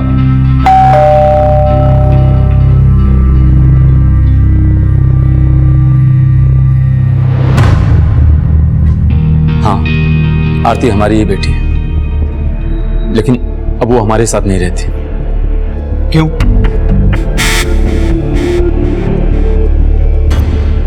और आरती कब से आपके साथ नहीं रह रही? लेकिन आप उसके बारे में इतना क्यों पूछ रहे हैं? पहले आप ये बताइए कि आपकी बेटी पिछले 4 महीने से कॉलेज क्यों नहीं गई है? और आप जानते हैं कि इस वक्त वो कहाँ है? क्या हुआ? बताने में इतनी तकलीफ क्यों हो रही है? सर, वो बात दरअसल ये है कि आरती 4 महीना पहले भाग गई थी यहां से। भाग गई थी? किसके साथ? हमें कुछ नहीं पता सर। कुछ पता नहीं है या कुछ छुपा रहे हैं? और पिछले 4 महीने से आपकी बेटी गायब है, लेकिन आपने उसकी कोई भी मिसिंग कंप्लेंट दर्ज नहीं करवाई। हम ऐसा कुछ भी करते तो हमारी खानदान की बदनामी होती। अपनी बदनामी की फिक्र है, बेटी की नहीं है। आपको पता भी है आपकी बेटी के साथ क्या हुआ है?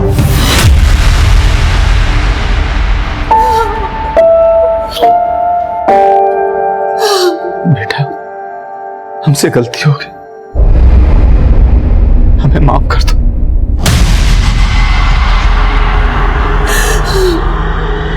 माफ कर दो बेटा।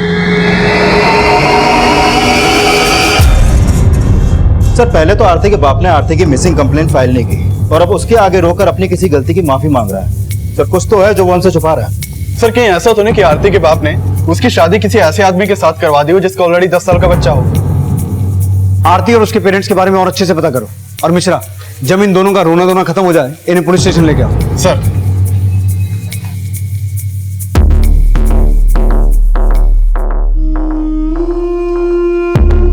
अरे हमारे पति तो रोज कहते हैं कि हमसे शादी करके पछता रहे हैं। हमारे बेटे को भी ऐसा बना दिया कि हमसे ही बगावत करता है। चीनू, हम बाद में कॉल करते हैं। कहाँ जा रहा है? बाथरूम नहीं जा रहे हैं। तू कहाँ जा रहा है? खेलने। हमसे पूछा तूने? नहीं। कहीं खेलने वेलने नहीं जाना है? चलो अपना होमवर्क खत्म करो पहले।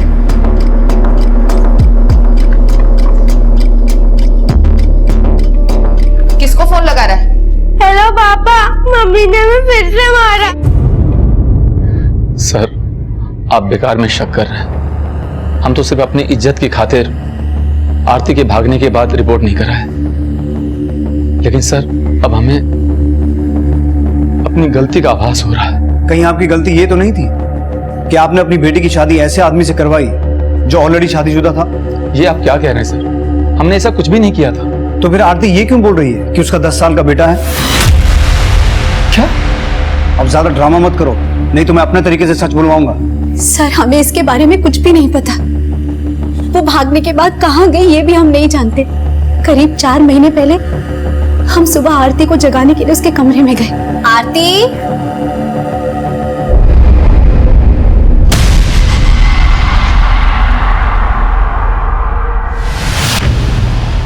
आरती के पापा, आरती के पापा, आरती के पापा। क्या हुआ? आरती घर में कहीं पे भी नहीं है। और ये देखिए सर, उसके गायब होने का रिपोर्ट इसलिए नहीं लिखा है क्योंकि हम इस बात पे शर्मिंदा नहीं होना चाहते थे। वो सिर्फ खुद ही नहीं भागी थी, बल्कि घर से 2 लाख के गहने और 25,000 रुपये भी गायब थे। अब अपना किया छुपाने के लिए अपनी बेटी को चोर भी बोल रहे हैं? नहीं सर, हम तो ये सोच रहे थे कि एक दिन भूले भटके सही सलामत शायद वो घर वापस आ जाएगी, लेकिन हमने ये नहीं सोचा था कि उसके साथ इतना बुरा हो। आपने कहा कि आरती फोन इस्तेमाल करती थी, उसका नंबर दीजिए। आरती का मोबाइल नंबर पता चलते ही उसके कॉल रिकॉर्ड्स निकाले जाने लगे। आरती के माता पिता शक के घेरे में थे। उनकी आरती से जुड़ी हर जानकारी जुटाई जाने लगी।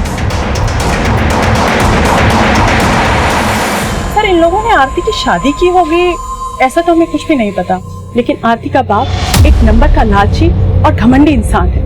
आरती को मारता भी बहुत था।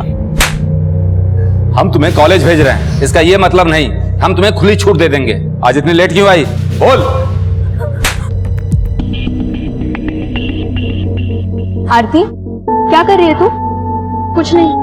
बता ना। अरे बता। तू यहाँ पढ़ नहीं रही है, भजन कर रही है। क्या काजल, तुम भी हमारा मजाक उड़ा रही हो? मजाक तो अपना तुम खुद उड़वाती हो। 5.25 फीट की हाइट और ये 3 फीट की चोटी, ऊपर से माथे पे चंदन का टीका। खुद को बदलती क्यों नहीं? क्या करें, हमारी किस्मत कुछ ऐसी है। जो पापा कहते हैं वही करना पड़ता है। कल आप हमसे मिलने आ रहे हैं ना? सोचेंगे। पर आपने तो कहा था कि आप भी हमसे मिलना चाहते हैं। अभी हम सच में बहुत बिजी हैं, हम आपसे बाद में बात करते हैं, प्लीज बाय।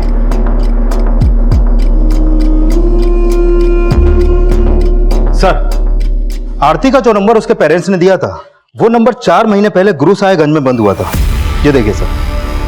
लेकिन सर ये नंबर बंद होने से पहले आरती की किसी राकेश शर्मा से काफी बातें होती थी। राकेश शर्मा? हाँ सर, ये राकेश शर्मा।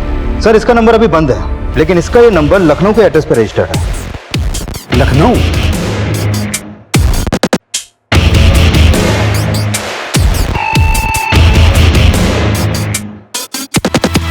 क्या बात है चीनू, पढ़ाई पर ध्यान दे रहे हो?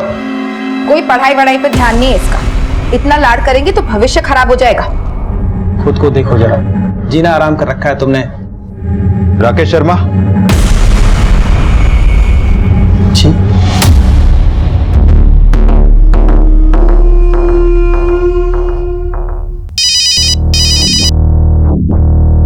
हेलो विनीत, राकेश को पुलिस लेके गई है। सर हमें यहाँ क्यों लाया गया है? हमने किया क्या है? 2 अगस्त तिमारपुर दिल्ली, एक कंस्ट्रक्शन साइट पे तूने एक कांड किया था। मैं इस लड़की को पहचानता तक नहीं हूँ। तेरे नंबर से इस लड़की को लगातार फोन होते थे और तू कह रहा कि तू उसे जानता भी नहीं है। नहीं सर, हमने कभी इस लड़की को फोन ही नहीं किया है। तेरा दूसरा नंबर बंद क्यों है? हमारा फोन चालू है, 44763289। आप लगा के देख लो ना। इस नंबर की बात नहीं कर रहा हूँ, उस नंबर की बात कर रहा हूँ जिससे तू आरती को कॉल किया करता था, 4453666891। अरे नहीं नहीं सर, ऐसा कोई नंबर हम इस्तेमाल ही नहीं करते हैं सर। ये नंबर तेरे नाम पर रजिस्टर्ड है। सर हमें जरूर कोई फंसा रहा है सर। कौन फंसाएगा तुझे? कौन दुश्मन है तेरा? हम खुद ही नहीं समझ पा रहे हैं। और 2 अगस्त को तो हम अपने ऑफिस की मीटिंग के लिए कोलकाता गए हुए थे। मम्मी, पापा को पुलिस क्यों लेके गई? दीदी क्या हुआ, कुछ पता चला? दीदी वो जीजा जी, आप थोड़ा साइड में आइए ना। क्या? सर राकेश शर्मा का एक 10 साल का बेटा भी है, चीनू। ये उसका फोटो सर। कहीं ये चीनू ही तो छोटू नहीं है जिसके बारे में आरती बात कर रही है? हो सकता है राकेश ने आरती को शादी के सपने दिखाए हों और आरती इसी चीनू को छोटू समझ रही है। लेकिन सर ये चीनू राकेश और उसकी बीवी पूनम का बेटा है, और मैंने पता किया कि ये राकेश अपनी बीवी और चीनू के साथ ही रह रहा था। तो फिर आरती से उनका कनेक्शन मुझे नहीं लगता सर। अरविंद, राकेश का वो नंबर जिससे वो आरती को कॉल करता था और उसका दूसरा नंबर, उन दोनों नंबर्स के कॉल रिकॉर्ड्स चेक करो और राकेश से जुड़ी हर एक इन्फॉर्मेशन निकलवाओ। राकेश की बीवी और उसके बेटे चीनू से बात करते हैं और वहां दिल्ली में मिश्रा से कहो कि आरती से राकेश और उसके बेटे के बारे में बात करें। Okay sir. क्या ये वही आदमी है जो तुम्हें दिल्ली लेकर गया था? क्या इसी ने तुम्हें मारने की कोशिश की थी? पहचानने की कोशिश करो।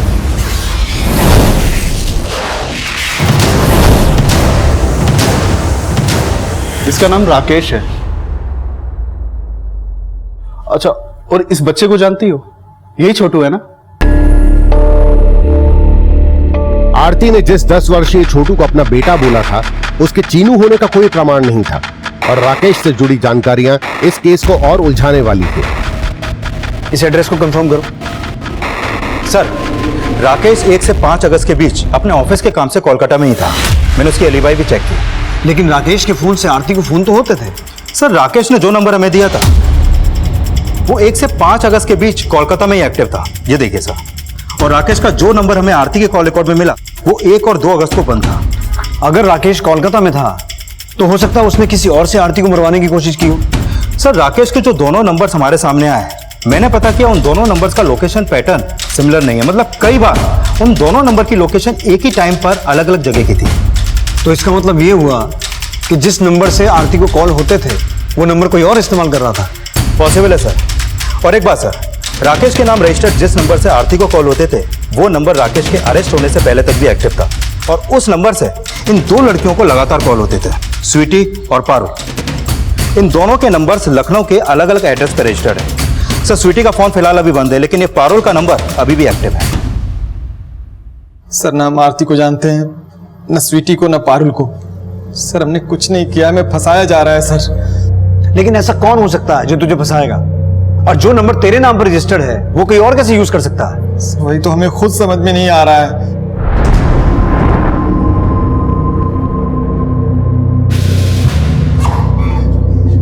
अरविंद, फिलहाल इस राकेश को जाने दो, लेकिन इसकी हर एक्टिविटी में नजर रखना। अगर ये झूठ बोल रहा है तो सामने आ जाएगा। और इसके दोनों नंबर्स जिन जिन लोकेशंस पर एक्टिव रहते थे उन सभी लोकेशंस को ट्रैक डाउन करो। Okay sir.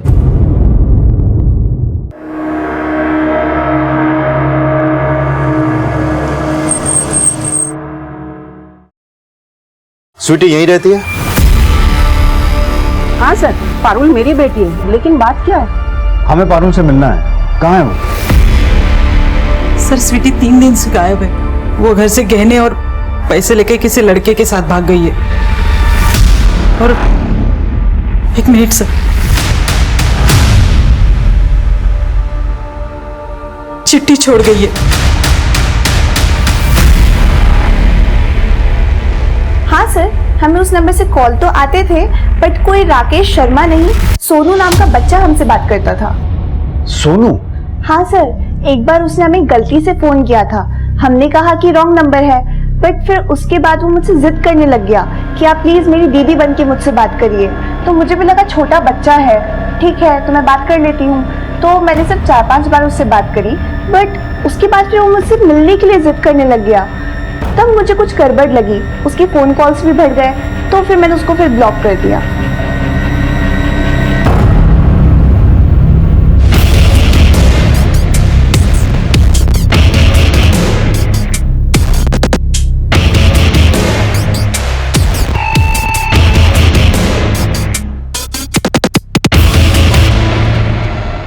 सर राकेश के नाम रजिस्टर्ड जिस नंबर से आरती को कॉल हो रहे थे, मैंने उस नंबर की लोकेशन ट्रैक डाउन की।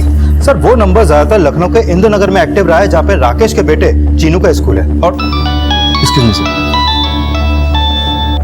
हाँ बोलो। ठीक है, तुम उनका पीछा करो और देखो कहाँ जा रहे हैं। सर अभी अभी राकेश अपने बेटे चीनू के साथ घर से कहीं निकला है, हमारी टीम उनका पीछा कर रही है। अरविंद, हो सकता है राकेश ही अपने बेटे से फोन करवा के उन लड़कियों को फंसवाता हो। चीनू ने अपना नाम सोनू बता के पारुल से बात की और आरती के लिए वो छोटू बना। हो सकता है चीनू ही छोटू है। पारुल ने बताया था कि वो बच्चा उससे मिलना चाहता था, लेकिन पारुल ने उसका नंबर ब्लॉक कर दिया था। हो सकता है आरती उसकी बातों में आ गई हो और वो मिलने चली गई हो और उसके साथ वो सब कुछ हो गया। सर स्वीटी भी 3 दिन से गायब है, मतलब वो चीनू का कहने पर ही उससे मिलने गई होगी। और वो 3 दिन पहले अपने घर से गहने और पैसे लेकर गई थी, और 4 महीने पहले आरती भी अपने घर से गहने और पैसे लेकर भागी थी। सर आखिर इस बच्चे ने ऐसा क्या कहा होगा जो ये दोनों लड़कियां अपने घर से इतना सारा पैसा और गहने लेकर भागी? अब ये तो राकेश ही बताएगा।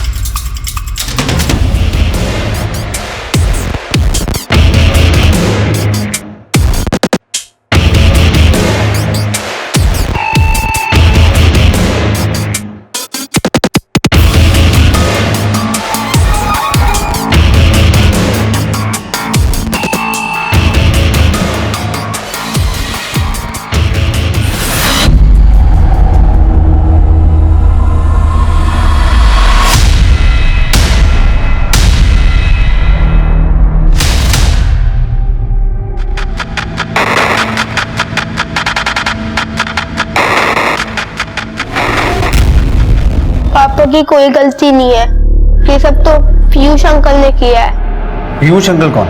वो एक मोबाइल शॉप पे काम करते हैं।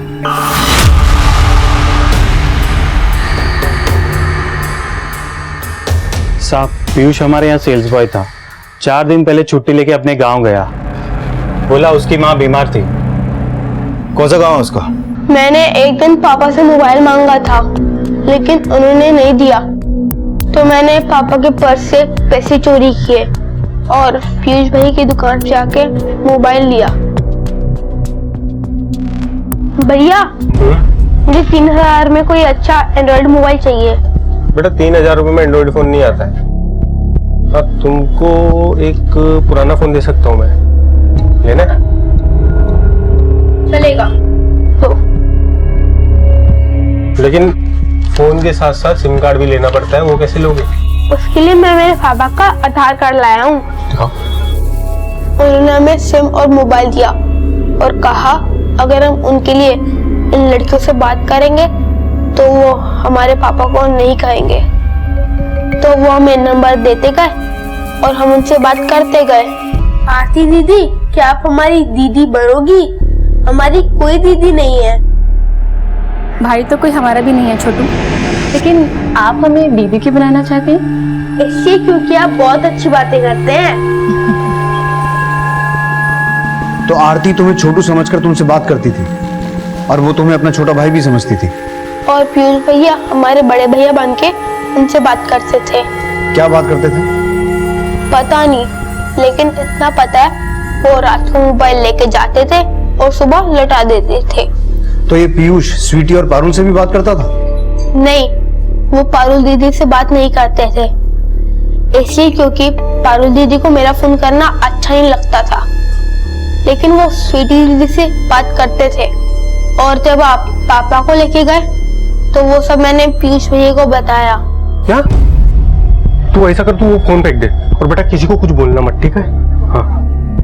लेकिन ये सब तो मैंने पापा को बताया था। सर, हमने आपको इसलिए नहीं बताया क्योंकि ये सब कुछ चीनू की गलती से हुआ था। हमें डर था कि आप लोग चीनू को परेशान करेंगे।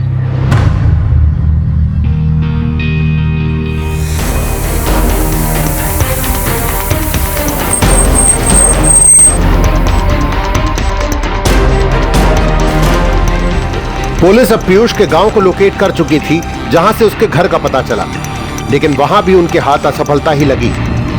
और इसके बाद उन्होंने तुरंत अपना खबरी नेटवर्क अलर्ट किया और पीयूष के एक ठिकाने का पता चला।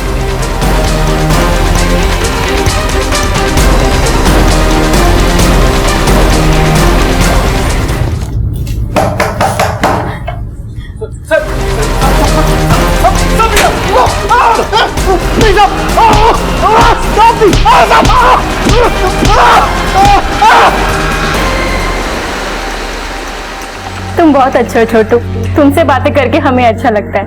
ऐसे लगता है हमारा भी कोई है जिससे हम अपनी सारी बातें कर सकते हैं। दीदी, क्या आप मेरे भैया से बात करोगी? भैया से? मैंने उनको आपके बारे में सब कुछ बता दिया है।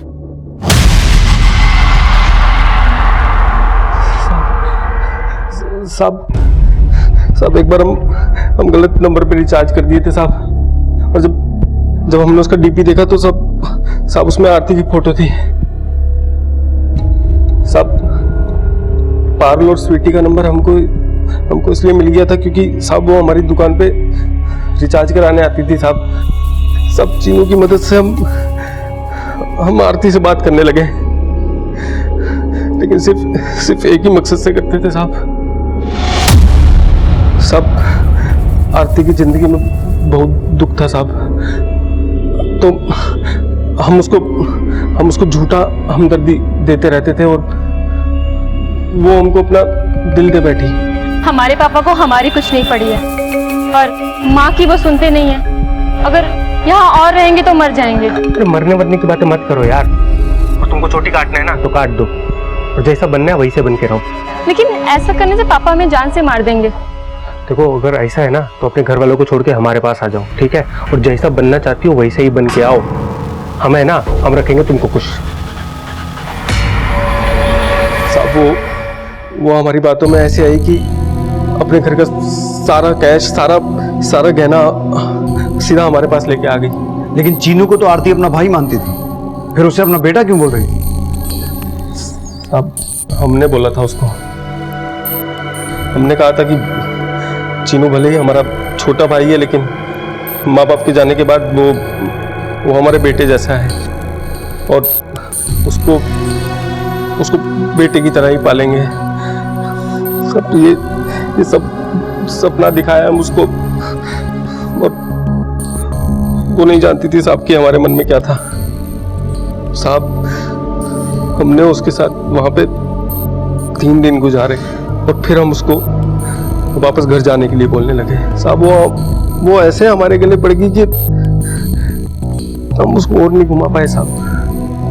हमने उसकी तसल्ली के लिए उसके साथ मंदिर में जाके शादी भी की, लेकिन हम उसके साथ फंसना नहीं चाहते थे साहब। तो कुछ दिन हमने उसको सुल्तानपुर के घर में रखा, फिर एक दिन बोला कि हमको दिल्ली में नौकरी मिला है, वहीं चल के रहेंगे, और दिल्ली में हम उसको तिमारपुर ले आए। हमें लगा वो मर गई होगी।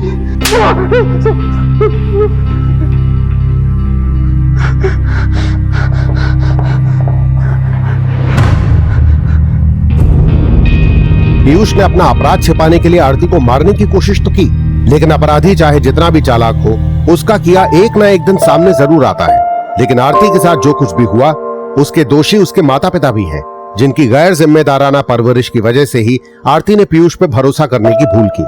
आरती को अब हॉस्पिटल से छुट्टी दे दी गई है और उसके इलाज का खर्चा हॉस्पिटल ने खुद उठाने का निर्णय लिया है, जो बेहद ही सराहनीय है। लेकिन आरती का पहले जैसा नॉर्मल हो पाना अब भी चुनौतीपूर्ण है। क्राइम पेट्रोल के ऐसे ही मजेदार एपिसोड्स देखने के लिए हमारे चैनल को सब्सक्राइब करें